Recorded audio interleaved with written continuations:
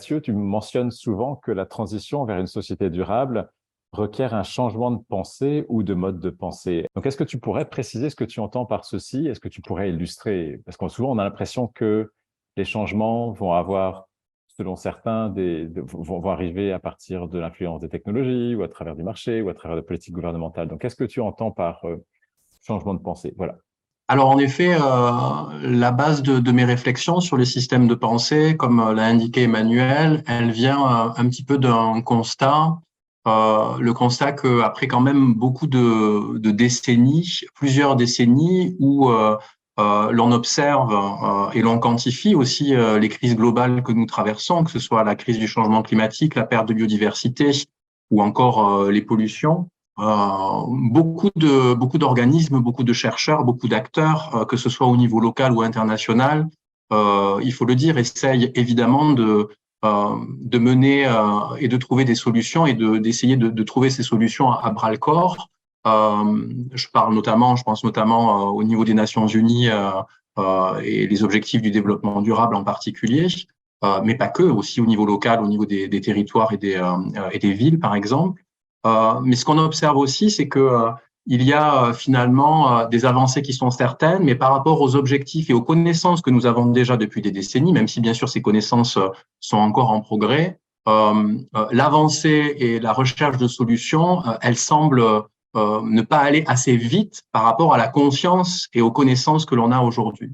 Alors, je me suis un petit peu posé la question de pourquoi il y a en fait ce décalage aussi important entre toutes ces connaissances et finalement peut-être ce ralentissement, ou en tout cas c'est pas un manque de décision, mais peut-être des décisions qui ne sont pas parfois à la hauteur de ce que l'on pourrait attendre par rapport aux connaissances que l'on a. Et il me semble que dans ce contexte-là, la question culturelle et donc la question du système de pensée et de nos systèmes de pensée, elle est essentielle. C'est-à-dire que faire à un moment donné un pas en arrière ou un pas de côté et se dire mais finalement on peut continuer, et c'est nécessaire, hein, je dis pas du tout qu'il ne faut pas, on peut continuer à essayer de trouver des solutions technologiques, mais si on ne comprend pas peut-être quelles sont d'autres formes d'origine de ces problématiques, peut-être qu'on passe à côté finalement d'autres solutions potentielles qui pourraient peut-être accélérer et accroître les solutions que l'on pourrait envisager face à ces crises. Et donc, je me suis penché un petit peu justement sur la question des systèmes de pensée et je me suis aussi rapproché de la question de la pensée complexe qui a été notamment développée par Edgar Morin. Donc, la pensée complexe au sens étymologique du terme, hein, complexus, qui veut dire relier, embrasser, et qui définit finalement tous les systèmes dans lesquels nous vivons, y compris nous-mêmes, hein, donc l'ensemble des systèmes, comme des systèmes complexes évolutifs. La pensée complexe, c'est la reconnaissance finalement que on ne pourra pas toujours tout savoir parce que tout est interconnecté, tout est en mouvement permanent à l'intérieur et à l'extérieur de n'importe quel système que l'on observe, et que finalement prendre en compte cette complexité que l'on trouve aussi par exemple dans les approches holistiques, les approches globales ou les approches systémiques, mais prendre en considération et accepter la pensée complexe et cette complexité peut-être nous faire changer de système de pensée, ou en tout cas venir l'ouvrir et le compléter, et intégrer des notions ou des solutions potentielles. Et aujourd'hui, et quand même depuis un certain nombre de temps, alors pas mal de chercheurs se sont penchés sur la question, et certains, beaucoup en tout cas, identifient comme à l'époque de la Renaissance notamment, là où on a en effet remis en exergue la pensée de certains philosophes grecs, notamment d'Aristote, où on a les lois de la pensée qui se sont mises en place, avec notamment ce concept et cette notion de déterminisme qui est venu un petit peu guider et structurer et orienter toute la pensée et la culture de l'époque. Et en fait, il faut reconnaître que depuis la Renaissance, toutes nos sociétés, en fait, en tout cas les sociétés dans lesquelles là nous sommes, dans nos pays, en tout cas beaucoup, ont adopté une pensée déterministe, une pensée qu'on appelle aussi positiviste, réductionniste. Cette pensée, elle dit quoi? Elle dit qu'en fait, tout ce que nous observons, en fait, nous pouvons, pour trouver une solution, le diviser. Et parce que nous pouvons le diviser, en fait, nous pouvons le sous-diviser, et à la fin, nous pourrons trouver une solution, et que cette solution, quelque part, ce questionnement, il sera soit vrai ou soit faux, soit 0 ou soit 1. Alors, caricature un petit peu, mais la pensée déterministe, elle est là. C'est-à-dire que, ben oui, en fait, je pose une question, c'est soit vrai, soit c'est faux. Et finalement, cette pensée déterministe, elle a commencé et elle continue, je crois, à venir fragmenter complètement, en fait, notre façon de penser et même nos sociétés. Nos organisations sont fragmentées. Le monde de la recherche, par exemple, est très fragmenté. Si on regarde l'organisation de la recherche en discipline, lorsqu'on prend une discipline, on a des sous-disciplines et on devient expert, finalement, dans un fragment, peut-être parfois, alors de moins en moins bien sûr, parce qu'on a compris que la richesse de la complexité, mais peut-être en perdant finalement le lien avec tout le reste. Alors, je dis pas que c'est quelque chose qu'il faut fuir. Je pense que effectivement, on a quand même eu des avancées extrêmement importantes avec cette pensée-là, mais on se rend compte de plus en plus, surtout ces dernières décennies, que cette logique déterministe, parfois, elle est presque réductionniste et trop simpliste, et qu'on vient perdre énormément d'informations qui est celle que l'on observe dans la nature, qui est celle de la complexité. Et finalement, il y a comme une prise de conscience de se dire, mais est-ce qu'on ne pourrait pas aussi essayer de comprendre quelles sont les dynamiques complexes de nos systèmes et comment comprendre ces dynamiques complexes, notamment en essayant d'avoir un système de pensée qui soit plus global, plus holistique, qui vienne compléter. C'est pour ça que je parle souvent de métissage de système de pensée. On n'est pas, c'est pas l'un ou l'autre. Hein, ça, ce serait très déterministe. Hein, c'est vrai ou c'est faux. Mais plutôt comment allier l'ensemble. Je parle souvent de l'exemple, par exemple, ben voilà, c'est soit 0, soit 1. Ben, en fait, dans le monde, en mathématiques, puisque j'ai un background en mathématiques, entre 0 et 1, il y a quand même les réels et on a une infinité de possibilités, une infinité de nombres réels entre 0 et 1. Donc, comment on arrive à changer de paradigme et à intégrer finalement l'incertitude et l'infinité de possibilités lorsque l'on s'aventure à essayer de trouver des solutions. Donc, là-dessus, je crois qu'il est important aussi de réaliser que finalement, comme nous sommes nous-mêmes dans une immersion permanente et générationnelle, on va dire, de ces systèmes de pensée, peut-être qu'il est difficile aussi, je crois honnêtement qu'il est difficile pour nous d'imaginer finalement quelles peuvent être d'autres solutions. Je crois aussi que cette fragmentation, elle est allée jusqu'à nous-mêmes.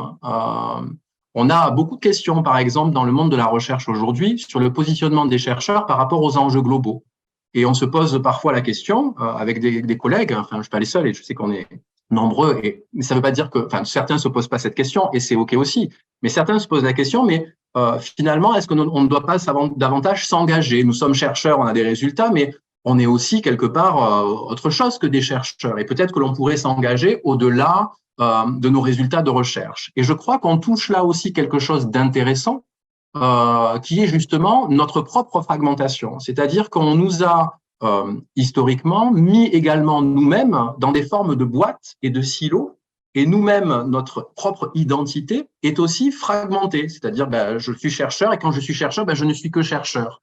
Sauf que en étant que chercheur, si, alors là on touche aux sciences bien sûr, psychologie et sciences cognitives, si je suis en opposition et en conflit moi-même d'intégrité, ben je viens forcément entrer dans des processus de décision et d'action qui vont être aux antipodes de mon action en tant que chercheur.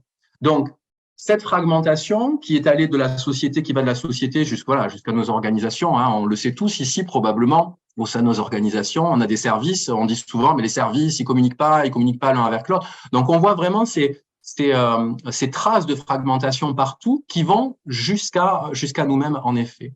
Donc, l'idée sur laquelle je me suis lancé, qui m'a intéressé, c'est comment refaire du lien entre ces fragments, et ce, à tous les niveaux, de façon horizontale, de façon verticale, du local au global, puisque bien sûr, dans la pensée complexe, il y a cette complexité des échelles de temps, que ce soit des échelles de temps ou des échelles d'espace, puisque on a la non-linéarité, on a des boucles de réciprocité qui sont complexes, c'est-à-dire qui sont interdépendantes et non linéaires, y compris en temps et en espace.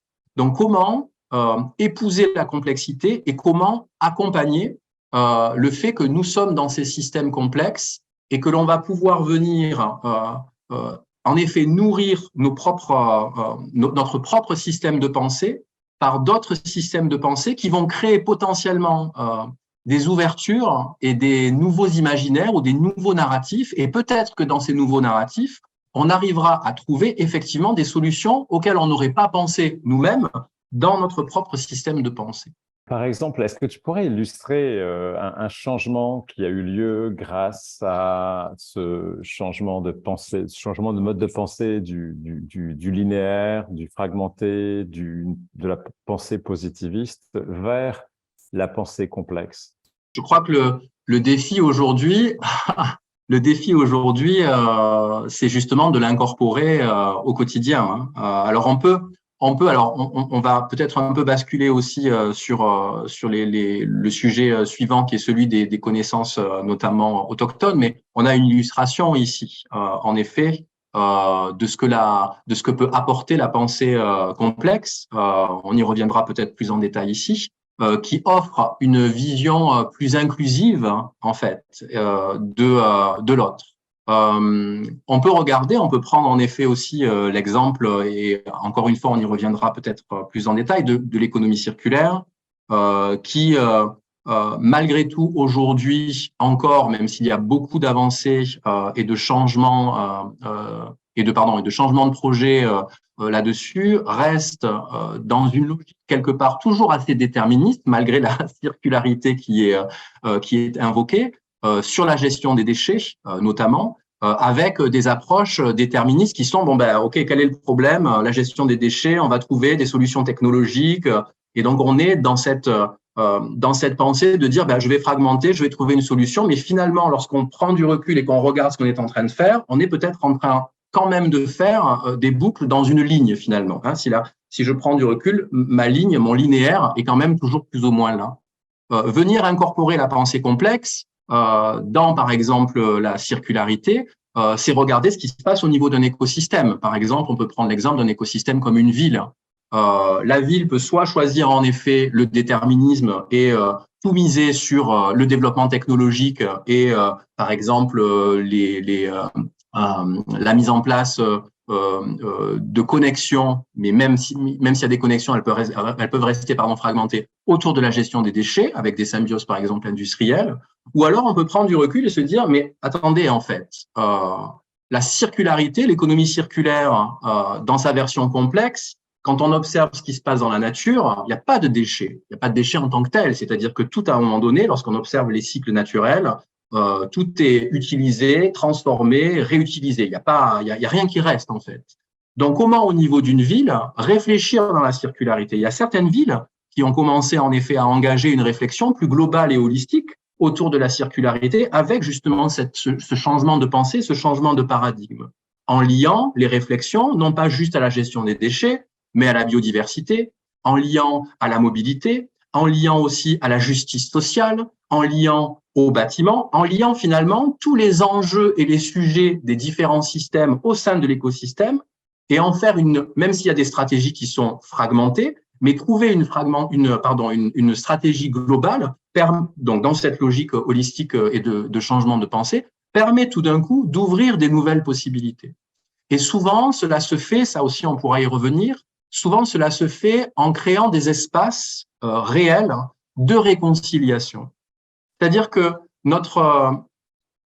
nos systèmes de pensée dans nos sociétés nous a vraiment mené à aussi une forme de confrontation. C'est-à-dire que chacun est comme persuadé, alors je grossis un peu le trait, mais qu'il a la solution et que finalement, pour répondre à cette question, c'est comme ça qu'il faut faire. Et que quelque part, alors on est enregistré, je ne vais pas nommer, la méchante entreprise, qui exploite, elle est méchante et elle fait des choses qui sont mauvaises pour l'environnement. Et quelque part, dans mes réflexions, je ne dois pas en fait discuter avec elle parce que greenwashing, etc. Ces choses-là existent. Je ne dis pas qu'en fait, ce qu'ils font n'a pas d'impact, par exemple, mais si on veut effectivement embrasser la complexité, comment on ne peut pas inclure un système, quel qu'il soit, qui par définition est là et fait partie du système. Exclure un système va forcément, dans les dynamiques de complexité, avoir des répercussions. On ne sait pas quelles seront ces répercussions, quelles seront ces boucles retour. On ne sait pas quand elles arriveront ni comment elles arriveront, mais il y en aura. Donc l'idée, c'est effectivement, de façon concrète, de créer des espaces et des lieux de réconciliation qui soient des lieux de dialogue interdisciplinaires, intersectoriels et interculturels, avec des personnes qui soient en effet formées à ce qu'est la coopération horizontale, ce que moi j'appelle la coopération circulaire, pour venir justement procéder à ce métissage de cette biodiversité de pensée. C'est pour ça que je parle souvent de biodiversité. La biodiversité est naturelle. Il faut l'embrasser. Il ne faut pas avoir peur de cette biodiversité. Elle nous est utile et quelque part, cette biodiversité concrète de dialogue, d'une façon ou d'une autre, elle sera aussi utile pour faire émerger des solutions qui permettront d'avancer. Donc, certaines villes ont commencé justement ces processus de créer des espaces de dialogue interdisciplinaires, intersectoriels et interculturels notamment. Et on voit vraiment dans les processus et les pratiques, alors on est beaucoup au niveau des pratiques, peut-être qu'on y reviendra aussi après, ce qui est très important par rapport à l'acquisition et l'acquisition de connaissances notamment. On est beaucoup dans des pratiques et qui permettent effectivement de dépasser qui l'on est, de dépasser ses propres croyances et de vraiment venir métisser, croiser des connaissances et des expertises avec un résultat qui finalement est extrêmement innovant et qui n'aurait pu être celui-là sans la contribution de chaque identité, en fait. Voilà.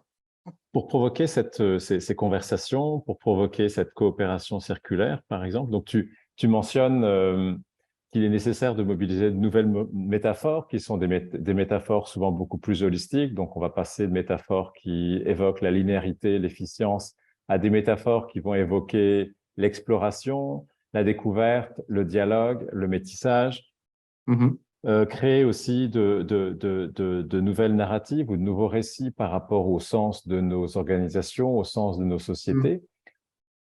Et justement, par rapport à ça, si tu devais, un des objectifs, là, j'utilise encore une terminologie très linéaire, mais une des aspirations, disons, c'est d'arriver à une société ou une société incluant l'économie qui serait durable. À quoi ressemblerait une société ou une économie durable selon toi là?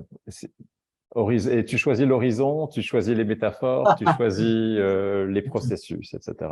Quand on commence en effet à parler de ces sujets-là, comment on voit finalement notre propre structuration de pensée. C'est-à-dire qu'en effet, tu l'as dit toi-même, cette question, elle est finalement très déterministe en fait, elle est très linéaire en fait. D'abord, je crois qu'il est important, de mon point de vue, de dire qu'il n'y a pas un modèle de société durable. Je crois que justement, arriver à reconnaître et à accepter qu'il y a une infinité, en fait, finalement, de modèles de société durable et qu'il y a, en tout cas, une diversité très importante de sociétés durables, c'est important puisque, en effet, chaque système, chaque écosystème est unique quelque part. Et donc, finalement, ce qui est le plus important, ce n'est pas tant, de mon point de vue, le quantitatif que le qualitatif. Ce n'est pas tant de donner une définition qui pourrait être, applicable partout, que le processus. Parce que finalement, la société durable, elle se construit à chaque instant et elle se nourrit et elle s'accompagne à chaque instant. Donc, je placerai plus la question au niveau des processus plutôt que du résultat. Et c'est finalement ce que nous apprend aussi la complexité. La complexité, la science de la complexité, la pensée complexe, et on peut aller bien sûr dans les sciences de la durabilité sur, peut-être certains d'entre vous connaissent les CAS, les Complex Adaptive Systems, donc il y a beaucoup de recherches qui sont faites là-dessus. On se rend compte que bien sûr, en fait, on peut prévoir à peu près où va aller le système, mais la détermination, la certitude de la trajectoire d'un système, en fait, on sait très bien, on ne la saura, on ne la sait pas. Et ce qu'il est important et parfois difficile pour nous à reconnaître, c'est de se dire qu'on ne la saura jamais avec certitude. C'est ça la complexité. C'est-à-dire que comme le système dans lequel je suis évolue en permanence et que, on oublie souvent, moi, observateur, ne suis pas extérieur au système, mais suis dans le système, le fait même de l'observer, là on peut basculer aussi sur notamment toutes les sciences en physique quantique, l'observateur que je suis, qui suis dans le système, modifie en permanence l'évolution de ce système-là. Donc, ce qu'il est intéressant, c'est de se dire, finalement, je vois à peu près où je vais, mais ce qui doit me préoccuper, c'est les processus d'accompagnement de la durabilité de mon propre système. On parlait tout à l'heure justement de cette linéarité. Je crois que des sociétés durables seront des sociétés qui, à chaque instant, vont pouvoir accompagner, supporter, soutenir, créer des espaces concrets de cette création de durabilité. Création de durabilité, de nouvelles connaissances et d'innovation, qu'elles soient technologiques ou qu'elles soient sociales. Donc la question, pour moi, en fait, quelque part, des sociétés durables, c'est des sociétés qui auront mis en place des espaces concrets pour accompagner ces processus qui sont multiples et interconnectés. Et du coup, bien sûr, on ne va pas avoir une seule société durable en fonction que mon système soit une ville, un territoire, en fonction que cette ville soit une métropole, une ville rurale. Évidemment que les systèmes qui la composent et dans lesquels ces systèmes sont complètement différents, avec des dynamiques complètement différentes. Donc finalement, s'engager dans cette réflexion-là, c'est un peu ne pas être prospectif, mais revenir dans l'instant et se dire qu'est-ce que j'ai et comment j'accompagne à chaque instant ces changements et cette évolution. Donc moi je rêve, mais c'est important, on pourra parler du rêve aussi, de l'imagination peut-être après. Moi je rêve de systèmes, de sociétés qui, en permanence, reconnaissent l'incertitude de la vie, reconnaissent les processus de réciprocité et de responsabilisation, et soient justement dans des accompagnements pour… Alors, je sais pas, j'ai pas encore trouvé, peut-être que vous pourrez m'aider la traduction, enfin, j'ai pas de mot en français, le empowerment, c'est-à-dire l'autodétermination ou rendre le pouvoir à chaque système. Et dans une société, un des systèmes, c'est bien sûr chaque individu, et rendre le pouvoir d'action et décisionnel à chaque individu, je pense, est une question essentielle. J'aime beaucoup la phrase, la citation d'Amartya Sen, qui dit que justement, ce qu'il est important dans ces sociétés, c'est d'arrêter de considérer les gens comme des patients dont il faut s'occuper, mais plutôt comme des acteurs de leur propre transformation et de la transformation de leur propre système. Et pour moi, une société durable, finalement, c'est ça. C'est comment mettre en place des processus qui puissent valoriser et rendre le pouvoir à chaque individu dans leur propre responsabilisation. Alors, je suis pas en train de faire de la politique et de dire ça veut dire que c'est des comment ça s'appelle, c'est des votes en permanence surtout. Voilà, c'est pas ça, mais c'est la notion de responsabilisation, elle est extrêmement importante, et la conscience, bien sûr, de la réciprocité dans les dynamiques circulaires. Voilà, pour essayer de répondre un petit peu peut-être, Emmanuel, à cette question un peu linéaire, hein, de façon peut-être un peu plus complexe. Merci beaucoup, Mathieu. Une question que j'ai maintenant, donc dans ta vision de la société durable, tu mets beaucoup l'accent sur ces échanges, la réciprocité, les espaces de métissage des connaissances, un équilibre entre l'empowerment et la responsabilisation. Maintenant, là, ce qu'on observe depuis plusieurs années, c'est une accélération de la détérioration des écosystèmes. Et puis les chiffres, si on veut se plomber, on peut commencer la journée à lire les mauvais chiffres à chaque fois. Ah oui. Même par rapport, juste pour faire un lien avec l'indice de circularité qui est moins bon que celui qu'on avait il y a quelques années, le rapport est sorti la semaine dernière. Comment concilier cette vision très processuelle et puis cette vision très aspirationnelle, très open-ended, très exploratoire avec l'urgence? Je pense que, et merci en effet de mettre ça en avant, parce que on pointe ici toute l'importance, je pense pour moi, de ces processus aussi. Certains de ces processus existent aujourd'hui. Hein. Regardez ce qui se passe dans les COP, par exemple, mais on voit bien que on voit bien les résultats des COP. L'idée derrière les COP, c'était quand même ça, et de plus en plus d'élargir et d'avoir ces espaces de dialogue un petit peu. Sauf qu'on est toujours, malgré ça, dans des logiques, justement, déterministes et linéaires, quelque part. Pour moi, bien sûr qu'il y a plusieurs choses. D'abord, en effet, il y a certaines formes d'urgence évidentes, des urgences qui sont dramatiques et qu'il faut effectivement pouvoir en même temps y répondre. Et c'est là toute la richesse, je crois, du métissage de pensée. Je ne suis pas du tout en train de prôner, en fait, bien au contraire, de dire, en fait, on était dans un système déterministe, linéaire, où la technologie, etc., ça marche pas. Donc, en fait, on va complètement changer. L'idée, pour moi, c'est pas ça. C'est comment venir compléter les logiques dans lesquelles nous sommes, avec d'autres systèmes de pensée, avec d'autres, c'est-à-dire comment je sors à un moment donné de ma zone de confort, ce qui est pas simple, hein, c'est vraiment, vraiment pas simple. Déjà, conceptuellement, qu'est-ce que ça veut dire sortir de ma zone de confort en termes d'expérimentation, en termes de pratique? C'est très complexe. C'est pour ça, j'espère qu'on va y revenir après, sur l'expérimentation, l'expérimentation réelle de chacun, de chaque système est très important. Mais on est bien sûr un mix et un mélange des deux. Bien sûr que la recherche disciplinaire, elle est utile et elle restera utile. Par contre, ce qu'on peut dire, c'est que oui, aujourd'hui, pour répondre aussi de façon peut-être un peu provocante à ta question, c'est oui, il y a ces urgences. Ces urgences ne sont pas nouvelles. Alors, on a des urgences toujours plus urgentes, c'est-à-dire qu'en fait, on se rend compte de plus en plus des impacts de ces urgences qu'on connaissait quand même depuis plusieurs décennies. Mais malgré ces urgences, il y a eu des urgences de réunion, des urgences de décision, des urgences de financement. Et malgré ces financements-là, alors on peut toujours dire ça n'est pas assez, il faut donner plus, ce dont je suis d'accord. Mais encore une fois, c'était mon propos de départ, c'est-à-dire que cet axe-là de solution, pour moi, on voit qu'il a quand même ses limites.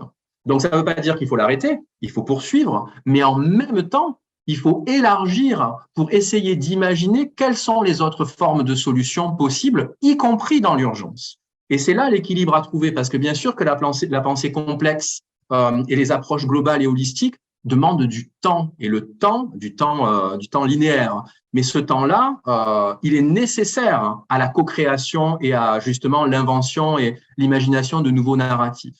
Mais il ne doit pas empêcher ni la gestion et les solutions linéaires, et cette solution linéaire et dans l'urgence ne doivent pas non plus empêcher ce temps plus long. Il faut qu'on trouve du coup des interfaces qui permettent les deux.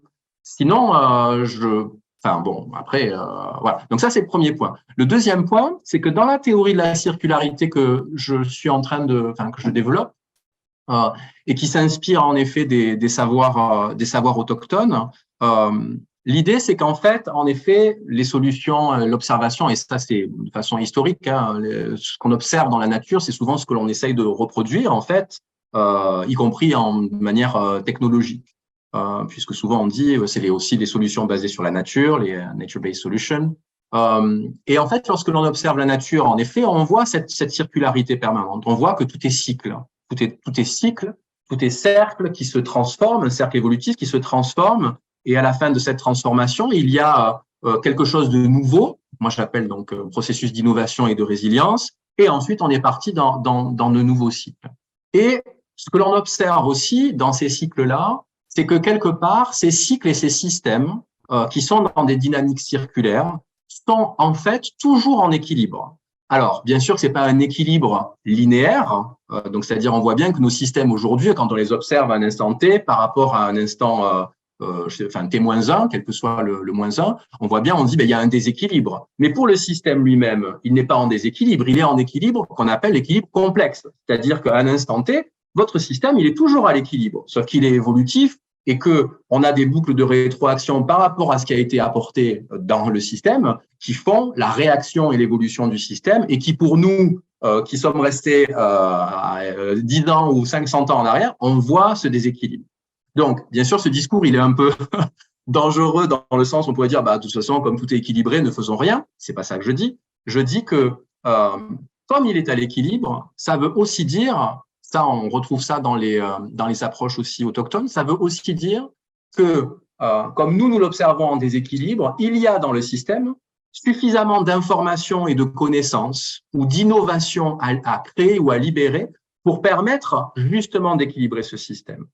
Donc, quelque part, et on a ça dans certaines recherches en sociologie notamment, qui étudient ça, c'est se dire finalement les situations les plus critiques, les crises les plus importantes sont souvent les moments où on a des changements, on a des innovations radicales qui se produisent parce que justement, à l'intérieur du système, ce déséquilibre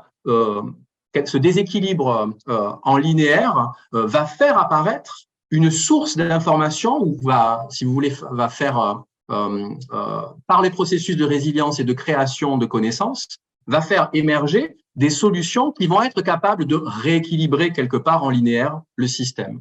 Donc, je crois que cette urgence, d'une certaine façon, il faut aussi, alors c'est terrible ce que je dis quand je le dis comme ça, mais elle doit aussi nous informer sur notre propre capacité, on repasse aussi peut-être sur la réciprocité et la responsabilisation, à trouver des solutions en fait. Non pas de façon déterministe, mais se dire, les crises sont telles, si ces crises sont là dans le système, c'est que quelque part dans mon système, j'ai de quoi y répondre. Vous voyez ce que je veux dire? Donc si les crises sont importantes, ça veut dire que nous sommes suffisamment en capacité et suffisamment dans le système en capacité pour générer justement les transformations nécessaires pour les dépasser. Alors bien sûr, la question c'est comment, mais savoir qu'elles sont là, c'est déjà un vecteur d'espoir qui, je crois, est extrêmement important, notamment dans les narratifs aujourd'hui qui sont, comme tu l'as dit Emmanuel, extrêmement déprimants. Et moi, je suis le premier déprimé, enfin le premier, je suis aussi déprimé que vous, on va dire. Mais je crois qu'il faut, voilà, cette notion de que les autochtones, certaines communautés, pardon, appellent les méthodes de guérison ou porteuses d'espoir. Je pense que elles sont importantes aussi à prendre en considération parce qu'elles sont potentiellement transformatrices, en fait, des propres systèmes. Justement, à propos des savoirs autochtones, à propos des approches autochtones, est-ce que tu pourrais nous donner ta définition ou ta compréhension de ces approches et puis nous illustrer l'application ou le développement ou l'exploration à travers ces approches de connaissances autochtones? Oui, bien sûr. Alors, il y a beaucoup de littérature, bien sûr, sur ces questions-là. Il y a beaucoup de questionnements parce que évidemment, on a un angle de vue de chercheurs avec pensée déterministe, évidemment, lorsqu'on approche ces sujets-là. Donc, c'est toujours extrêmement délicat. Il faut être très vigilant justement à ne pas être dans une posture verticale, mais plutôt horizontale, de partage, en laissant bien sûr l'autodétermination aussi à chacun, que ce soit à moi ou à l'autre. Quand je dis l'autre, notamment d'une autre culture ou d'une communauté, par exemple, de venir définir ce qu'est pour lui, en fait, ce savoir ou ces connaissances. Il y a une définition, ou en tout cas une qualification un peu globale qui s'est construite par l'intermédiaire, notamment enfin, dans les enceintes des Nations Unies, en lien avec les communautés locales, traditionnelles et autochtones, plus au niveau des savoirs. On va dire que c'est en fait, on va parler de savoirs locaux et autochtones. Alors, le terme local et traditionnel est important aussi, puisque là aussi, pour certaines communautés, le terme autochtone ou indigène est mal perçu parce que bien sûr il y a une connotation une connotation occidentale. Alors c'est pareil, c'est toujours difficile les mots parce qu'occidental c'est déjà un mot, une définition qui est très occidentale. Mais voilà, on va dire ça comme ça. Mais elles comprennent en fait pour moi dans cette définition-là des savoirs, les connaissances. On parle bien de connaissances. On parle de savoir-faire, de pratique. Et aussi de philosophie qui ont été développées par des sociétés sur une très longue période, donc qui ont une très longue histoire en fait d'interaction avec leur propre environnement naturel. Donc, et souvent pour ces communautés-là, ce savoir traditionnel, c'était vraiment la base de leurs décisions. Et elles sont prises vraiment sur des questions fondamentales dans leur vie quotidienne. Donc ça définit leur mode de vie. On parle souvent aussi de cosmologie ou de vision du monde. Et donc c'est assez difficile pour nous parce que l'approche scientifique déterministe qui est très quantitative, qui est très quantitative et ciblée, voilà, sur certains aspects, sur certains fragments de ce que l'on observe. Eux, c'est un continuum, en fait. C'est un continuum dans le temps, et c'est une vision effectivement globale. On peut prendre par exemple une des études que j'ai lues récemment sur l'impact du changement climatique auprès de certaines communautés, avec des pollutions notamment qui ont impacté certains animaux, notamment des phoques par exemple. Donc, bien sûr, nous, en tant que scientifiques, on va arriver parce que on a su par un prélèvement dans l'eau ou par un prélèvement, je sais pas où, qu'il y a eu des pollutions en fait. Donc on va venir suivre, venir observer sur un phoque, on va faire un prélèvement et on va observer par la science déterministe, par la chimie, par la biologie, quelle est la quantité. Mais finalement, s'il faut étudier ensuite quel est l'impact, il va falloir déployer, peut-être aller voir un collègue qui lui étudie l'impact et les conséquences. D'un point, donc je schématise un petit peu, hein, mais si certains papiers vous intéressent là-dessus, je pourrais bien sûr vous en envoyer. Il y en a énormément sur tous les continents qui sont vraiment intéressants à prendre comme exemple en fait pour comprendre. D'un point de vue en fait de la communauté qui vivent en fait toute l'année avec ces populations d'animaux et pour qui en fait cette population d'animal est importante pour eux puisqu'elle est liée à leur survie, à leur vie quotidienne, notamment par rapport à l'alimentation ou à se chauffer, puisqu'ils vont tout utiliser lorsqu'ils vont chasser, par exemple, le phoque et tuer un phoque. En fait, ils vont observer plus les changements au niveau du comportement. Peut-être que les phoques vont arriver plus tard que prévu dans les lieux où d'habitude ils arrivent. Peut-être que lorsqu'ils vont arriver, ils vont observer que les phoques sont plus gros ou plus maigres. Peut-être que lorsqu'ils vont le tuer, ils vont voir que la graisse n'est pas la même ou que le foie n'a pas la même taille. Et de ces observations historiques, donc il y a vraiment aussi cette notion de, ça aussi c'est un point très très important de transmission et de partage et de tradition orale dans les savoirs des communautés, eh bien en fait ils vont se rendre compte que c'est pas que quelque chose ne va pas, mais que quelque chose a été altéré, et donc ils vont l'observer d'une façon différente qu'un scientifique déterministe. Et donc, ils vont voir en effet qu'il y a ce changement et ils vont être vigilants ensuite par rapport aux autres observations, que ce soit dans la rivière ou ailleurs, à quels ont été les impacts et aussi des impacts sur leurs décisions et leur mode de vie.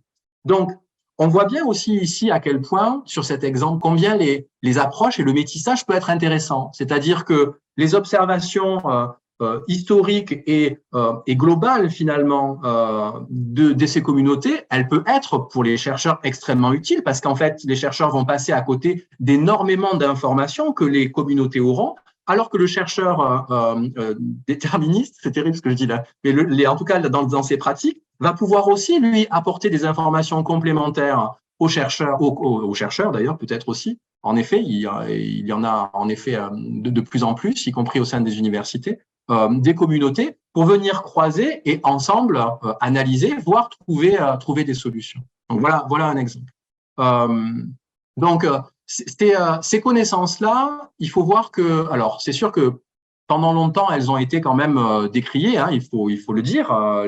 Les chercheurs ont considéré que ces savoirs-là, souvent aussi parce qu'ils sont liés à des pratiques et des rituels comme de la croyance, alors que dans les pratiques et les cosmologies de certaines communautés locales, traditionnelles et autochtones, cette circularité et cette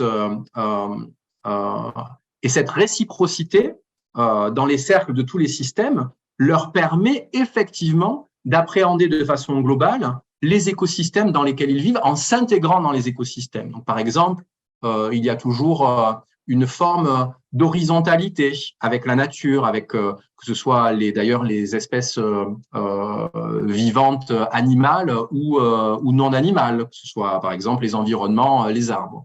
Et cette réciprocité, cette horizontalité, où parfois ils considèrent aussi certaines communautés la forêt ou certains animaux comme faisant partie de leur famille, voire de leurs ancêtres, crée en fait une conscience de l'interconnexion de soi-même à l'autre qui est très très différente, qui est sur un mode de collaboration et de coopération et d'interconnexion, plus que sur un mode de consommation quelque part, où je viens prendre, utiliser et jeter, sans me rendre compte de ce que j'ai pris, d'où vient ce que j'ai pris, et sans avoir conscience, une fois que j'ai jeté, à où ça va, parce que finalement, je suis dans ma linéarité, j'interviens moi dans ma conscience déterministe juste à cet endroit-là, et ce qu'il y a avant, ce qu'il y a après, ça ne m'intéresse pas, sauf que dans les systèmes, c'est pas une question que ça intéresse ou ça intéresse pas, c'est là et c'est présent, et ça impacte du coup aussi la dynamique des systèmes. Et c'est quand même assez récemment, donc bien sûr sous l'impulsion aussi des Nations Unies, où en fait on a commencé à se rendre compte que les savoirs traditionnels locaux autochtones avaient une importance quand même assez particulière. Alors, il y a notamment un des derniers rapports de l'IPBES qui explicite, par exemple, que donc les communautés autochtones occupent aujourd'hui à peu près une vingtaine de pourcents des terres mondiales et que sur ces 20%, nous trouvons près de 80% de la biodiversité mondiale. Donc, quand on voit quelque chose comme ça, évidemment, ça interpelle. On se dit, mais qu'est-ce qui se passe qu'on ne comprend pas? Alors, bien sûr, dans ces communautés, il n'y a pas le développement technologique, l'urbanisation telle qu'on la vit, mais je crois que ça va au-delà de cela, et cela va au-delà aussi, c'est-à-dire qu'aujourd'hui, on s'intéresse beaucoup au savoir autochtone, traditionnels, locaux traditionnels autochtones, par rapport justement à cette gestion qu'ils peuvent avoir, la façon dont ils occupent leur environnement locaux, par rapport à la façon dont ils s'occupent de leurs terres, de leurs animaux, de la biodiversité. Mais donc aujourd'hui, on en est à peu près là. Ils sont intégrés en effet dans toutes les organisations, les réflexions internationales. On reconnaît de plus en plus en fait la nécessité de prendre la complexité en fait des systèmes en compte, et que ces approches-là, les approches et les philosophies autochtones, prennent naturellement en fait en compte la complexité de la nature. Mais moi, aujourd'hui, je pense que nous aurions davantage à apprendre de ces philosophies-là que juste, ce qui est déjà important, juste ce qui relève de leur observation de leur propre environnement. Je crois qu'il y a dans leur philosophie de vie quelque chose qui justement relève pour moi de l'économie circulaire, pour trouver tout ce qu'on a dit précédemment, c'est-à-dire ces pratiques de responsabilisation, d'inclusion et d'autodétermination et de réciprocité, très très important, puisqu'on est vraiment, la réciprocité, c'est les boucles. Quand on étudie tous les systèmes dynamiques en approche systémique, en fait, on étudie les réciprocités. Mais sauf que l'intégrer dans sa philosophie de façon transversale à tous les systèmes, sachant qu'ils sont tous interconnectés, c'est un niveau supplémentaire, c'est plus à nouveau un mode de pensée, une philosophie que l'inverse. Merci pour pour Maxime, qui donne un exemple. Alors, des exemples, en effet, il y en a vraiment énormément. Alors, là aussi, il faut faire attention, ne pas faire c'est pas par rapport à Maxime, mais c'est plus par rapport à ce que je dis, ne pas faire de simplisme aussi. Il y a bien sûr des sociétés, des communautés autochtones qui ont détruit leur propre environnement aussi. Il ne faut pas parler de généralité, déjà, ne pas dire non plus parce que souvent, c'est des discussions avec les collègues que, oui, la solution n'est que là. L'idée, c'est de se dire, mais si on allait s'inspirer, observer, écouter, partager et peut-être métisser davantage avec ces acteurs-là, peut-être que ça viendrait à nouveau créer des ouvertures innovantes en termes de nouvelles connaissances et de nouvelles solutions à proposer. Voilà. Merci beaucoup, Mathieu. Maintenant, j'ai une question en lien avec… Donc, tu définis les savoirs autochtones à partir de plusieurs dimensions. Donc, les savoirs sont des savoirs locaux qui résultent de l'expérience, qui résultent de l'observation, qui sont ancrés dans le quotidien, qui sont aussi en lien avec une cosmologie plus vaste, en lien avec beaucoup d'humilité. Oui, absolument. Mais donc ça, ce sont des connaissances qui sont autochtones, mais en même temps, moi, j'observe des jardiniers qui ont le même type de rapport à la nature, absolument, le même type d'humilité. Et puis, qu'est-ce qui les rend autochtones par rapport ma question, je vais la formuler autrement.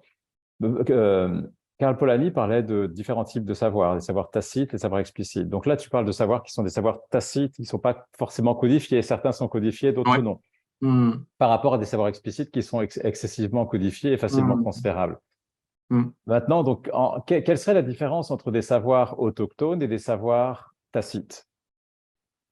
Le premier point, c'est en effet, tu as raison, et c'est pour ça que c'est important en tout cas pour moi, de toujours parler dans cette explicitation-là, pas uniquement de savoirs autochtones, mais bien de savoirs locaux, traditionnels et autochtones, puisque en effet, dans cette approche-là, les savoirs locaux partout, en fait, dans le monde, ou traditionnels, partout dans le monde, peuvent être aussi une source justement d'information, d'observation ou de pratique. Pour moi, les savoirs autochtones sont plus aussi liés à des pratiques qui sont spécifiques. Ces pratiques, on peut observer, même si ce sont des communautés différentes et sur différents continents, on peut observer qu'il y a des formes de commonalities, des formes des points communs ou des points communs, voilà, des points communs, notamment dans les pratiques. Et une pratique qui est importante, c'est justement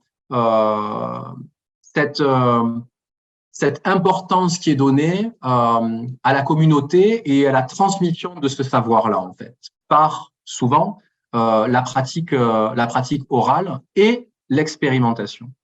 Ce que l'on voit aussi dans les savoirs autochtones, c'est que il y a parfois des formes de hiérarchisation, bien sûr, dans certaines communautés, mais ces hiérarchisations sont parfois beaucoup plus horizontales en termes d'inclusion et de reconnaissance de l'autre que ce que l'on peut avoir aussi dans nos sociétés, où même si on a en effet un savoir local et traditionnel, il reste dans une logique pyramidale et quelque part déterministe il y a celui qui sait et il y a celui qui ne sait pas.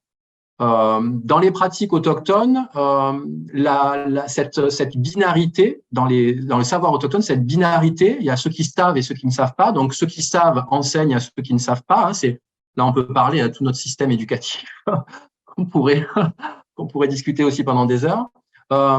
Il est moins fragmenté que ça. C'est-à-dire que l'intention de venir partager par l'expérimentation la connaissance et de venir créer et générer la propre connaissance chez l'autre qui va en même temps influer et impacter la connaissance de l'enseignant quelque part, elle est beaucoup plus présente que dans nos pays, y compris sur la transmission des savoirs tacites. Donc cette circularité aussi quelque part entre sachant, donc par rapport au savoir, sachant, non sachant, elle est beaucoup plus gommée et beaucoup plus horizontale chez la plupart, on va dire, en termes de points communs, des communautés autochtones. Et il y a cette importance, ça c'est vraiment, je pense aussi un point central, il y a cette importance, parce que c'est une question de survie aussi, c'est pas juste une question culturelle, il y a cette importance de transmission de ces connaissances et de ce savoir par l'oral. Pourquoi à l'oral? Parce qu'à l'oral, en fait, ça permet aussi de faire évoluer la connaissance. Un écrit, à partir du moment où il est écrit, dans la pensée complexe, l'écrit, il est vrai, entre guillemets, à un instant. L'instant est plus un, la seconde suivante, il est plus vrai puisqu'il s'est déjà transformé. D'accord? Donc, la tradition orale permet de faire évoluer aussi la connaissance en permanence. Mais il y a cette importance de transmission du fait que ces savoirs sont essentiels pour la survie de la communauté dans leur environnement. Voilà, j'irai là-dessus pour répondre à ta question.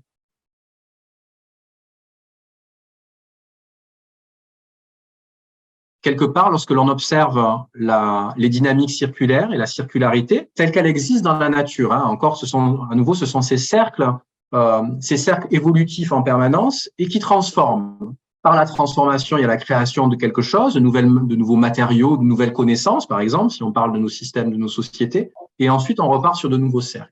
Donc, si on reconnaît en fait cette dynamique permanente circulaire, il est important de créer des espaces pour l'accompagner et pour la faire vivre quelque part.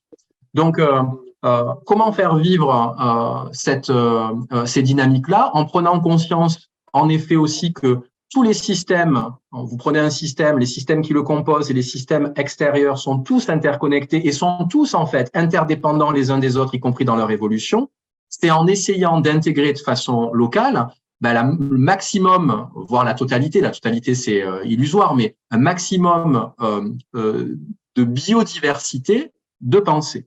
Et donc, en effet, lorsque l'on aborde ces sujets-là, avoir des chercheurs, mais pas que des chercheurs, avoir aussi des praticiens ou des associations ou des entreprises qui ont des systèmes de pensée ou des philosophies différentes, c'est pour moi important, avec le prérequis qui est de se dire on se réunit, mais en fait on ne sait pas ce qu'on va faire. Ça c'est vrai, enfin c'est complexe, c'est très très difficile en fait à dire aujourd'hui parce qu'en effet, comme disait Emmanuel, on est dans les urgences, il faut du temps, il faut planifier, mais je suis là-dedans aussi, hein, il y a la prospective, etc. Mais si on ne laisse pas de l'espace à l'imagination, à trouver des pratiques aussi, d'autres types de pratiques. Alors, quand je dis d'autres types de pratiques, c'est intéressant. Aujourd'hui, on peut voir notamment une initiative des Nations Unies, du programme du développement des Nations Unies qui s'appelle COFSA, sur les systèmes d'alimentation, qui essaye de relier pour les systèmes d'alimentation la transformation des systèmes d'alimentation et qui essaye de relier la transformation intérieure, donc c'est-à-dire moi en tant que système, me transformer puisque je me transforme chaque jour moi-même, évidemment, avec les transformations extérieures et inversement. Comment le fait de me transformer, d'accompagner mon propre développement permet aussi d'impacter naturellement, parfois sans forcer, la transformation des systèmes. Et du coup, on vient inviter, donc dans cette alliance par exemple, ils viennent inviter d'autres formes de pratiques, des pratiques de méditation, des ateliers où on vient exprimer par le corps, ça on n'en a pas beaucoup parlé, mais on peut peut-être en mentionner ici, dans les pratiques autochtones, dans certaines pratiques autochtones, l'importance du corps et de l'expérimentation ancrée, incarnée est vraiment importante. Hein. C'est ce que Claude Lévi-Strauss appelle la science du concret, c'est-à-dire qu'à un moment donné, si on veut aller dans la transformation, nous devons, nous, en tant que système, donc là, en l'occurrence, en tant qu'individu, passer par l'expérimentation, c'est-à-dire aller dans l'expérience, et c'est l'expérience qui va me transformer davantage que si on me donne un livre et que je lis le livre. On me donne un livre, je lis le livre, oui, bien sûr, il va y avoir des choses qui se passent, mais si je vis l'expérience et que je la traverse, la transformation, donc on peut aller là aussi sur les sciences cognitives ou les sciences du cerveau notamment, beaucoup se penchent là-dessus, notamment sur la neuroplasticité cérébrale, on voit que les impacts, en fait, sont beaucoup plus importants que juste de la connaissance qu'on me donne de but en blanc. Donc, changer les pratiques, changer les méthodes, sortir, en fait, de ces routines. En tant que chercheur, par exemple, on a ces habitudes, on a appris, en fait, des méthodologies. Bien sûr qu'elles sont importantes, ces méthodologies. Mais si je sors de ça, si j'en invente de nouvelles, si je vais discuter justement avec des personnes qui ne pensent pas du tout comme moi, qui ne sont pas chercheurs, ou alors qui sont chercheurs mais dans une autre discipline, certains d'entre vous l'ont peut-être expérimenté, ou je vais discuter avec une entreprise, on voit tout de suite en fait, on veut parler du même sujet, mais on n'a pas les mêmes définitions, on n'a pas les mêmes conceptions. Du coup, comment on construit ensemble, parce qu'on est évidemment dans le même système, ces nouveaux imaginaires, par aussi d'autres pratiques. Là, je suis en train, juste pour illustrer par exemple, je suis en train de monter un projet donc, qui aura lieu fin février avec une université à Vancouver, Simon Fraser University. Ils ont un centre de dialogue. Donc, peut-être que certains le connaissent, Center for Dialogue à SFU. Et en fait, ce centre de dialogue, alors c'est intéressant, vous pourrez aller voir, c'est un lieu physique. Le lieu physique, c'est une salle de conférence et en fait, ce sont des cercles. Hein, les places sont faites autour de cercles concentriques. Donc, c'est des cercles à l'intérieur de cercles, c'est-à-dire que quelqu'un qui vient faire une présentation, il n'est pas sur une estrade, il est à l'horizontale dans un cercle. Alors parfois il est au milieu, parfois il est au milieu, je veux dire dans le petit cercle, parfois à l'extérieur, mais peu importe, il est avec tout le monde. Et ils ont des méthodes et des pratiques de métissage et de co-création avec de nouveaux imaginaires et avec aussi en incluant les méthodologies et certaines pratiques de certaines communautés locales hein, au niveau du territoire de la Colombie-Britannique, qui sont extrêmement intéressantes et qui permettent d'aboutir vraiment à des choses très concrètes. Par exemple, certaines villes où le gouvernement provincial vient les solliciter, par exemple, pour dire, ben voilà, j'ai cette problématique-là, voilà quels sont les acteurs, on ne sait pas comment faire, soit ils ne sont pas d'accord, soit on a besoin de quelque chose de nouveau. Et en fait, ils lancent ce processus, qui est un vrai processus par d'autres types de pratiques, qui permettent à chacun de venir dépasser qui il est, finalement, le fragment dans lequel il s'est identifié, pour venir effectivement réconcilier et créer des choses qui sont très concrètes. Hein. Par exemple, le centre de dialogue va jusqu'à rédiger complètement un projet de loi, par exemple. Hein. Donc, ça peut être, on n'est pas juste au niveau des philosophies et de la théorie, on vient appliquer ces processus-là sur des choses très concrètes, y compris pour répondre, par exemple, ce que disait Emmanuel, à certaines urgences. Alors, puisque l'interaction est... système Oui, on pourrait déterminé. prendre la question de Maxime. Donc, puisque l'interaction avec un système le détériore nécessairement, comment faire en sorte que nos interactions avec les Autochtones ne détériorent pas leur système? Oui. Alors, plusieurs choses ici. Déjà, en effet, on peut voir effectivement dans certains pays, pour reprendre le mot détérioration, à quel point nos systèmes ont impacté et fait évoluer plutôt en imposant notre pensée sur les leurs.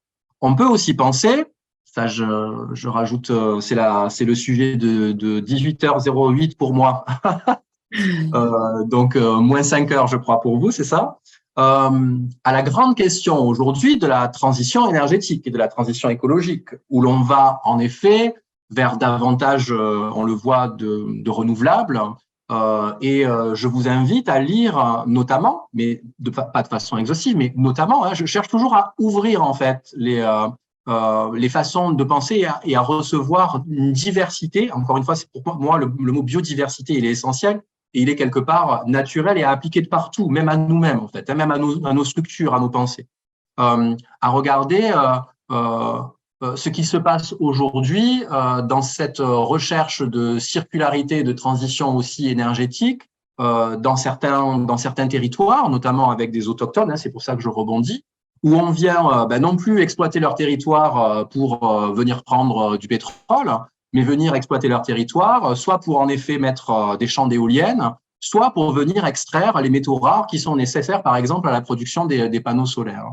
Et on est ici, certains chercheurs aux États-Unis, au Canada, qui parlent justement, alors parfois ces processus de réconciliation et de défragmentation, certains parlent aussi de décolonisation de la pensée, pas au sens du colon, mais au sens justement de ce que la pensée déterministe a apporté finalement dans certaines communautés.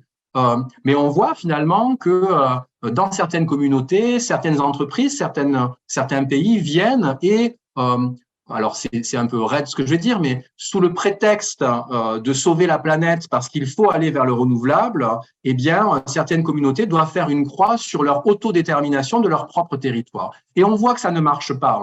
Aujourd'hui, on parle sur ces sujets-là de colonialisme vert, par exemple.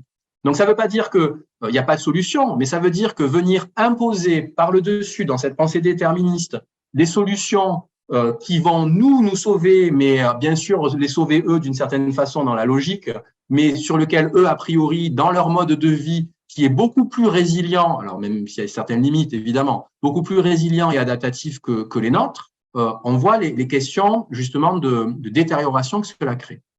Après,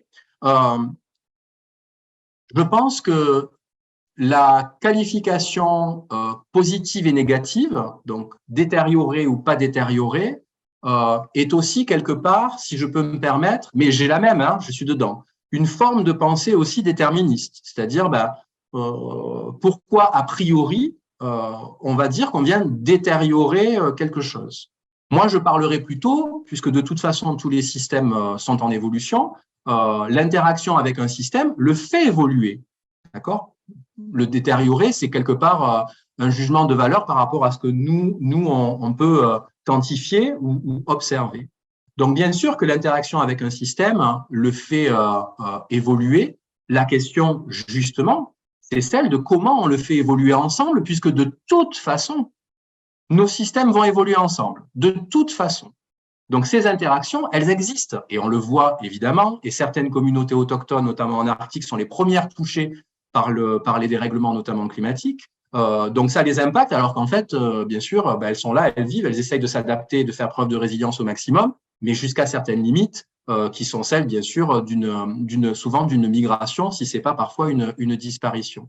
Donc, c'est pour ça que c'est important pour éviter ça, enfin, pas pour éviter justement, mais pour accompagner ça, de les prendre en considération et de ne pas se dire, à un moment donné, voilà, on va décider pour la Terre parce que voilà, de façon quantifiée, les résultats que l'on a, voilà les limites planétaires. Bon, là, vous savez quoi, il faut faire ci, il faut faire ça, sans avoir discuté en effet avec la totalité des systèmes en présence qui, eux, ont aussi leur mot à dire et qui, eux, peuvent aussi nourrir nos réflexions en termes d'adaptation et de résilience par rapport à nous-mêmes dans le contexte des changements. Ce qui ne veut pas dire qu'il n'y a rien à faire et on va s'adapter, on va évoluer, mais de prendre en compte cette philosophie-là et cette façon de penser peut nous permettre de shifter aussi certaines des solutions que l'on envisage. Alors, c'est déjà le cas, bien sûr, il y a ces enceintes internationales. Hein, donc, je me rappelle, par exemple, pour revenir sur le sujet de l'économie circulaire, donc j'ai eu la chance, en effet, pendant 3 ans de travailler pour le ministère de l'Europe et des Affaires étrangères français en Finlande. J'ai travaillé en ambassade en tant que conseiller attaché scientifique. Merci beaucoup, Isabelle. À bientôt. Et du coup, j'y étais au moment où la Finlande présidait le Conseil de l'Arctique.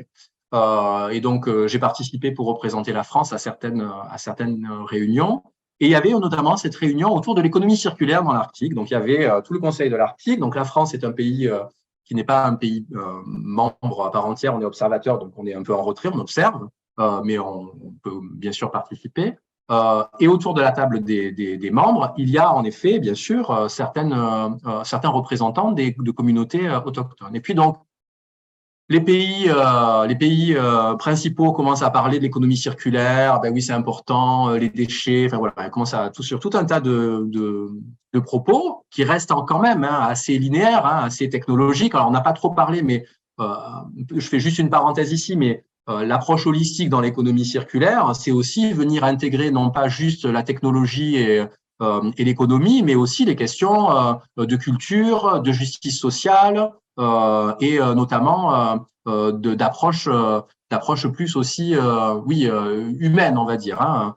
Donc, ces approches holistiques de l'économie circulaire qui ne soient pas uniquement centrées sur le développement technologique, je pense qu'elles sont aussi extrêmement intéressantes et importantes. Donc là, il parle de ça, et puis au bout de, je ne sais pas, peut-être un quart d'heure, 20 minutes, un représentant des communautés autochtones lève la main pour prendre la parole et il explique ce que je disais tout à l'heure de façon très simple. Et en gros, je ne veux pas être simpliste, mais c'est une réalité pour eux. Il dit, mais ce que vous expliquez là, c'est ce que nous on fait en fait depuis toujours en fait, depuis que nos communautés existent. Il prend l'exemple lorsque on tue un animal, mais rien ne reste, rien du tout. Une fois qu'on a bougé, personne ne peut savoir qu'on était là. Voilà.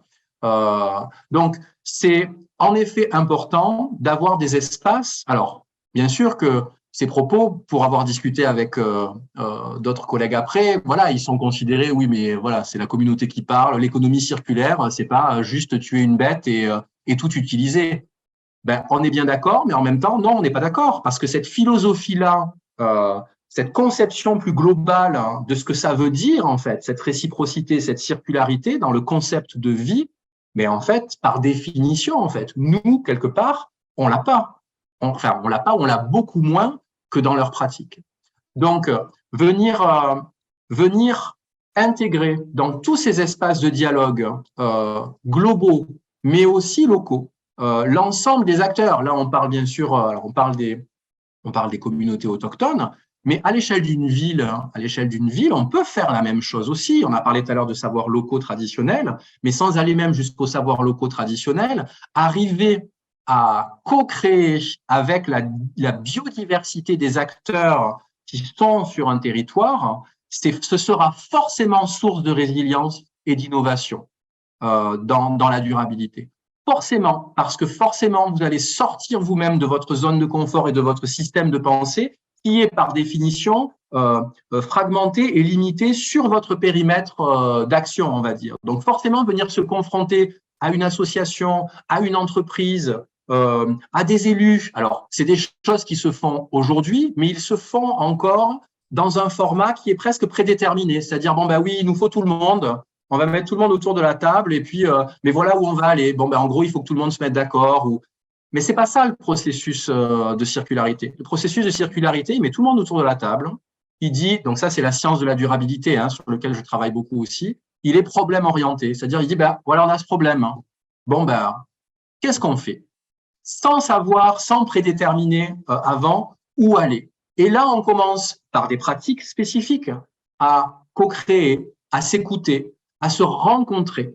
Ça, c'est presque l'essence même. C'est-à-dire que, comme je disais en introduction, la pensée déterministe est allée jusqu'à notre propre fragmentation de nous-mêmes, dans nos sociétés, mais en tant qu'humain, j'arrive, je suis chercheur, je rencontre le chef d'entreprise, j'ai tout de suite, et c'est naturel dans nos sociétés, mes a priori, lui ci, lui ses priorités, etc. Mais je ne le rencontre pas en fait. Je ne le rencontre pas en tant qu'autre sur les processus d'altérité. Je crois que les processus et les pratiques d'altérité, de rencontre à l'autre, en tant que système, sans mes étiquettes, il est essentiel pour bâtir une forme de confiance et de coopération, pour ensuite, dans un second temps, faire l'expérience de la co-création. Voilà. Donc, oui, et ces impacts et ces évolutions, ils doivent se faire avec eux, mais avec tout le monde en fait. Donc oui, ça prend du temps. Et ce temps, je crois aujourd'hui, il y a urgence à prendre ce temps en fait. Il y a urgence à se donner la chance et l'espace de venir tester autre chose. Voilà. Le pouvoir est très concentré et il y a aussi des enjeux et en effet des dynamiques de pouvoir et de systèmes de valeurs aussi qui sont parfois au cœur des difficultés. Moi, je crois beaucoup là aussi à ces dynamiques de réconciliation. C'est-à-dire que alors, c'est pas, je crois pas que ce soit utopiste de dire ça. Enfin, en tout cas, si ça l'est, je crois que j'admets, je veux bien l'être. Mais je crois qu'il faut faire confiance au système, en fait, quelque part. Comme je le disais tout à l'heure, il y a cet équilibre complexe en permanent. Et finalement, tout ce que l'on va initier, quel que soit le niveau, et on le voit aussi quelque part quand on regarde l'histoire, alors l'histoire linéaire de certaines sociétés, à quel point à un moment donné, des émergences, même comme le dit Edgar Morin, sont arrivées du fait de la dynamique d'un système et sont venues faire éclater certaines convergences de pouvoir.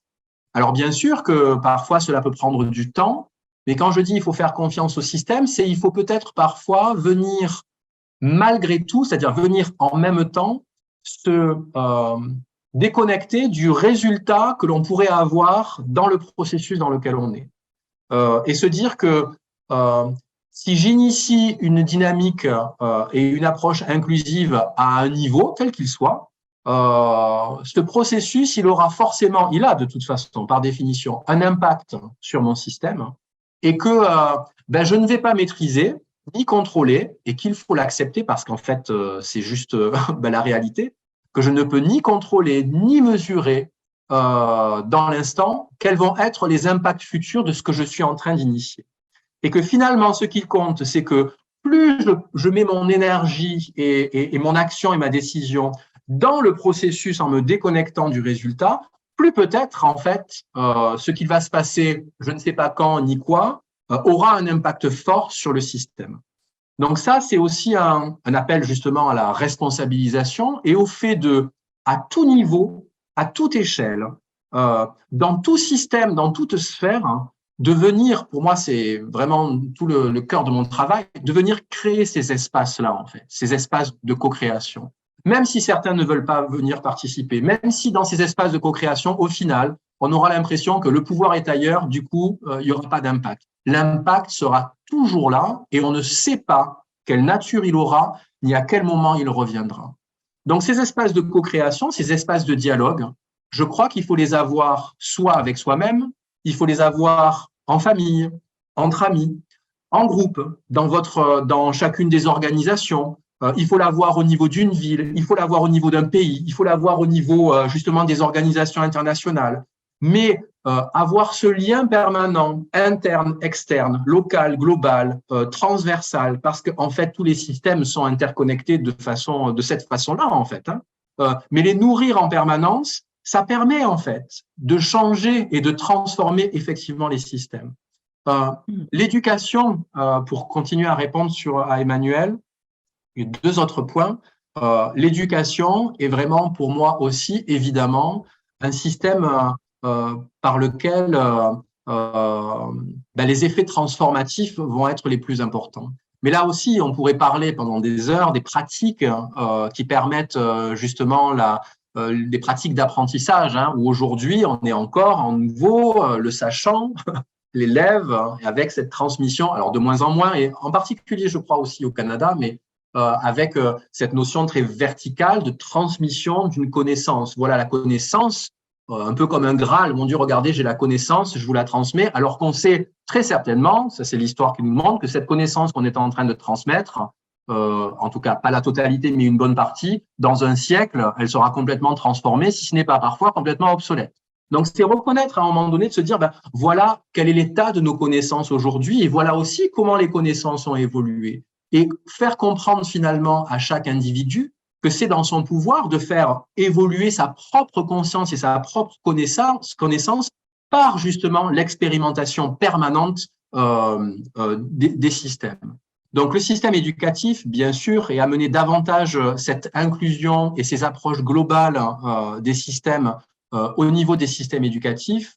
Je pense que c'est essentiel et que c'est un vecteur aussi clé pour moi du changement potentiellement aussi organisationnel en lien avec les pouvoirs et les systèmes de valeurs.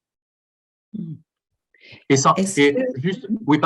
juste aussi, je crois que chaque individu, et en particulier le monde de la recherche, puisqu'ici, alors je ne sais pas si tout le monde est chercheur ici, mais dans le réseau, comme c'est un réseau de recherche, mais peut-être qu'on est chercheur, on est tous chercheurs hein, quelque part, on est tous des expérimentateurs, et on trouve tous toujours quelque chose, même lorsqu'on ne trouve rien, évidemment, c'est toujours un résultat, même si ça nous frustre par rapport là aussi, au système fragmenté d'évaluation, hein, où on est dans cette course linéaire, au résultat, à la publication, à regarder ce que j'ai trouvé. Par moi, en fait, d'ailleurs, il y a eu un papier qui est paru récemment, je crois, qui disait, en fait, on se rend compte que ça fait longtemps qu'on n'a pas découvert grand-chose. Mais posons-nous la question, en fait, de pourquoi ça fait longtemps que l'on n'a pas fait des sauts de conscience innovatifs, d'information et de connaissances. Sortons de nos sentiers battus. Voilà. Et donc, les chercheurs aussi, il y a de plus en plus de chercheurs, notamment en sciences de la durabilité, hein, qui est une science vraiment problème-orientée et holistique, qui vient se frotter et se mélanger justement à l'économie circulaire en particulier.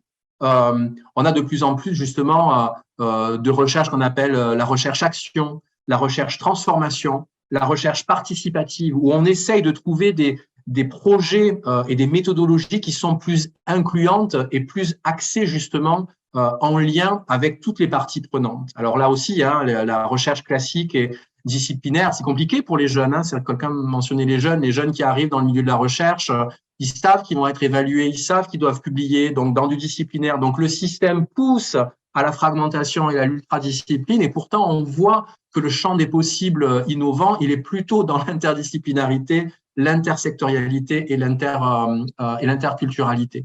Donc c'est aussi à ceux qui sont en place et qui ont peut-être moins besoin de publier 10 000 choses dans leur évaluation. C'est aussi peut-être à eux d'être en responsabilisation et à créer ces espaces en même temps pour permettre à ces jeunes de venir aussi sur ces sentiers-là et transformer, toujours de façon pas conflictuelle mais inclusive, les organisations et les systèmes qui vont permettre cela.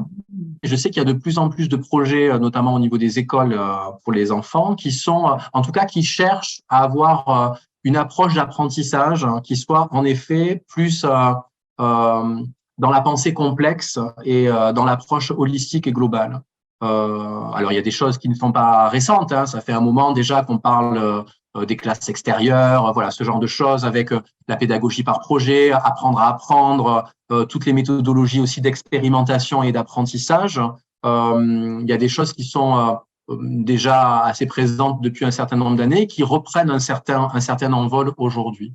Moi, je crois que ce qu'il est important lorsqu'on parle d'éducation, notamment à nos jeunes, en tout cas, moi, c'est ce que j'essaye de faire dans le cadre des cours que je donne, par exemple. C'est à l'université, mais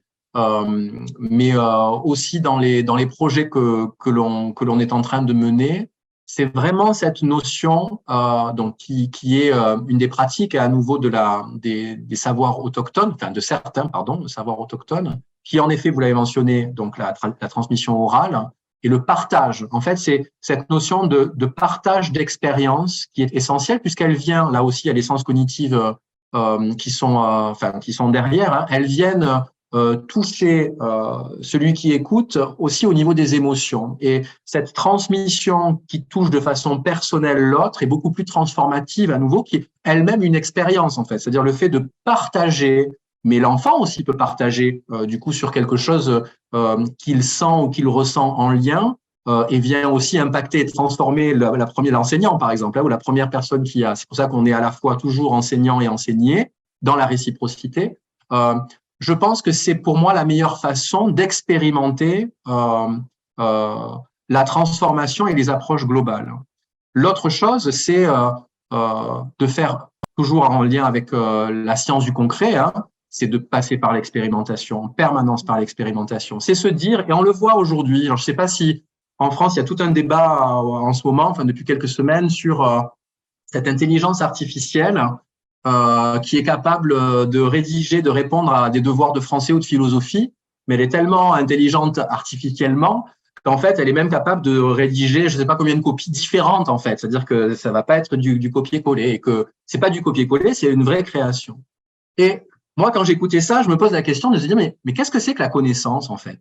Qu'est-ce que c'est que la connaissance? Et de quoi nous, en tant qu'individus, ou les enfants, enfin, peu importe, qu'est-ce que c'est que la connaissance? À l'heure aujourd'hui où on a accès à cette information, à cette connaissance en permanence, qu'est-ce que ça veut dire que d'être dans des processus d'apprentissage? Est-ce que cette connaissance aujourd'hui, pourquoi cette connaissance, c'était le point de départ, pourquoi cette connaissance que l'on a, elle ne nous transforme pas à un point où on change radicalement les choses? Pourquoi, malgré tout ce qu'on sait, rien ne bouge? Et je crois, en fait, enfin moi, là aussi, je ne veux pas être simpliste, mais c'est que je pense que ces connaissances, d'une certaine façon, sont parfois données en linéarité et sont quelque part déconnectées d'une forme de réel et d'expérimentation, en fait. Et que l'on va tous collectivement, regardez, hein, dans les changements, avec tous les changements qui nous impactent, mais on va tous, et c'est le système qui produit ça, hein, c'est le système qui produit ça, dans l'expérimentation de ce qu'est le changement. On nous le dit, et certains disent, ah oui, c'est là, ah, d'accord, oh là là. Si on ne transforme pas, le système par lui-même va nous transformer. Donc c'est pour ça que cet équilibre, parce que c'est bien sûr un équilibre qu'il faut trouver entre la transmission d'une connaissance qui existe et qui est changeante, hein, attention, hein, qui est potentiellement changeante, hein, bien sûr que on ne va pas on va pas remettre en question dans 10 ans à nouveau redire que la Terre est plate, hein, mais c'est pas ça. Mais on peut très bien dire, on l'a vu dans l'histoire des sciences, hein, avec notamment en physique la théorie de la relativité, la théorie quantique, comme à un moment donné, une théorie vient tout faire basculer au niveau du système de pensée et de la conception en fait des systèmes que l'on voit. Mais c'est ça l'approche complexe. Dans l'approche complexe, il y a cette possibilité qu'à un moment donné, tout soit remis en question. Et c'est en lien, ce que disait Emmanuel tout à l'heure, très important, avec cette humilité à avoir face à la connaissance. Et aujourd'hui, parfois, dans la transmission de la connaissance, mais je comprends parce qu'il y a cette urgence, mais parfois on manque de cette humilité, pas de dire c'est la connaissance, il faut agir, c'est de dire il y a la connaissance, mais il n'y a pas que la connaissance, il faut la mélanger aussi à des formes d'expérimentation qui permettent de vivre et de faire évoluer aussi cette connaissance dans les différents systèmes, qu'ils soient individuels ou collectifs. Donc, l'expérimentation doit être la clé, je crois, auprès des jeunes, et pas que des jeunes, ils doivent expérimenter ce que c'est la réciprocité, ce que c'est que la responsabilisation, ce que c'est que la connexion à l'autre.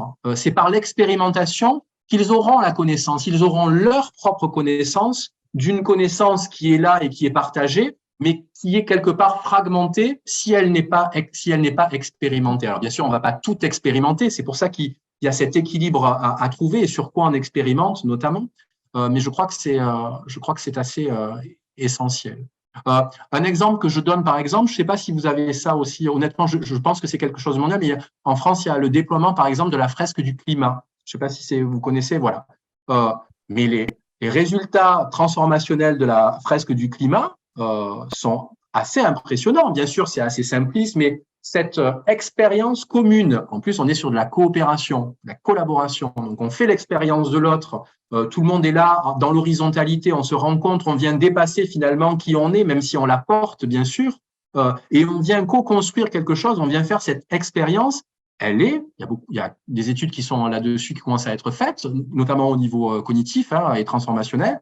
elle est réellement transformative. Et certains participants prennent conscience, juste après un atelier de 2 heures, de l'impact et des liens, des interconnexions entre tous les systèmes, alors que on leur avait peut-être donné l'information brute, mais qu'ils ne l'avaient pas conscientisée, ils ne l'avaient pas intégrée. Donc, ce processus d'intégration, je crois, il est absolument, absolument essentiel. Tu nous as donné beaucoup de matière à réflexion en lien avec la recherche en économie circulaire, autour de l'économie circulaire, et puis le sens qu'on donne aussi à nos travaux de recherche et puis à nos actions. Donc, merci beaucoup, très généreux. Merci beaucoup.